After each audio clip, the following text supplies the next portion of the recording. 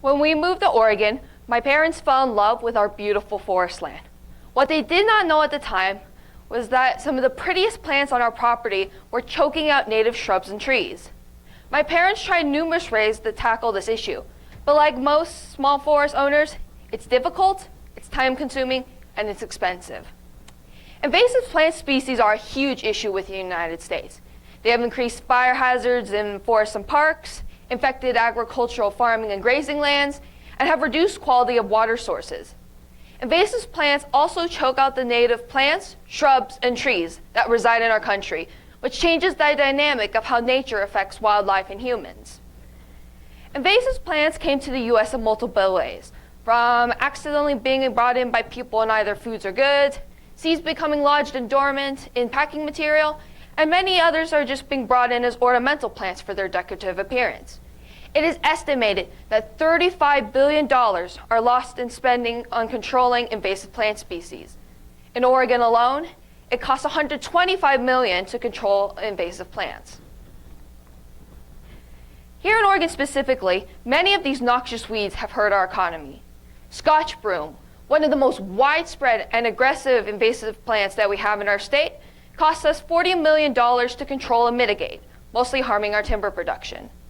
Himalayan blackberry costs us $40 million in economic loss that infest parklands that are used for recreational activities such as hiking. Toadflax is toxic to livestock and infests pastures and rangelands. Since it can produce many seeds at once, toadflax can spread extremely quickly. This noxious weed takes a toll of $125,000 to remove from grazing lands every year.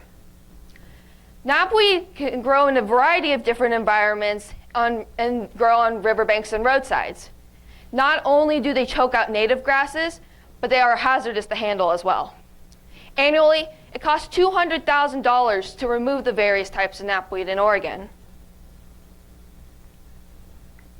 Despite invasive plants harming our environment, there are many success stories put forth by multiple organizations that are helping to control and prevent invasive plants.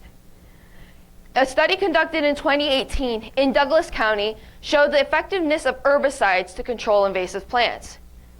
Herbicides were used to control Patterson's curse, yellow floating heart, and distaff thistle.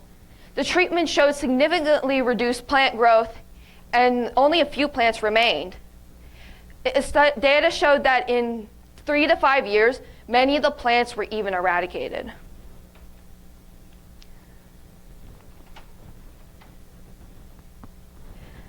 There are other success stories too.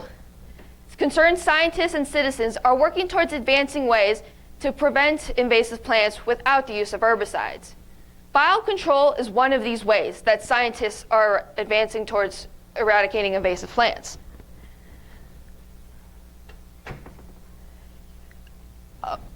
Scientists have done the controlled release of insects that only eat the invasive plant species. Although historically herbicides were used to treat Scotch broom, the Scotch broom seed weevil, beetle, and miner moth have been introduced to cut back plant growth and eat the plant while it blooms.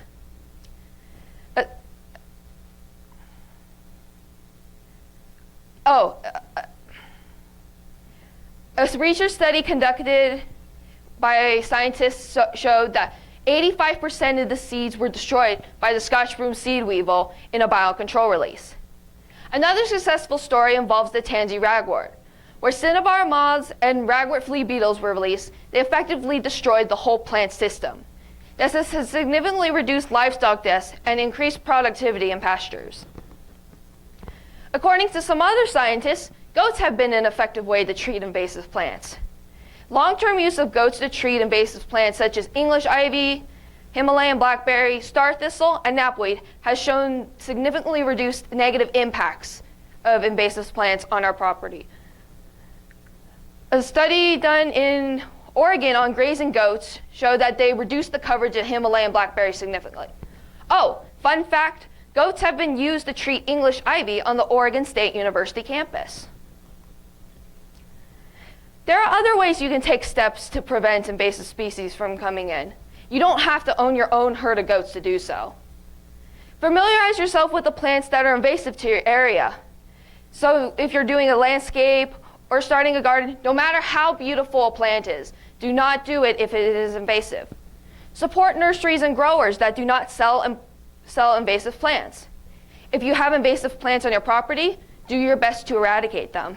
Smothering, pruning, burning, mowing, and manually removing weeds can help prevent invasive species from taking over.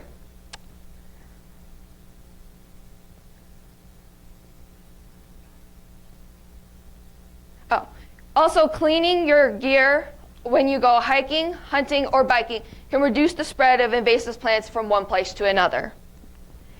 I encourage you to do your part in preventing invasive plants from harming our livelihoods and our state. No effort is too small to make a difference in protecting our native lands. Thank you.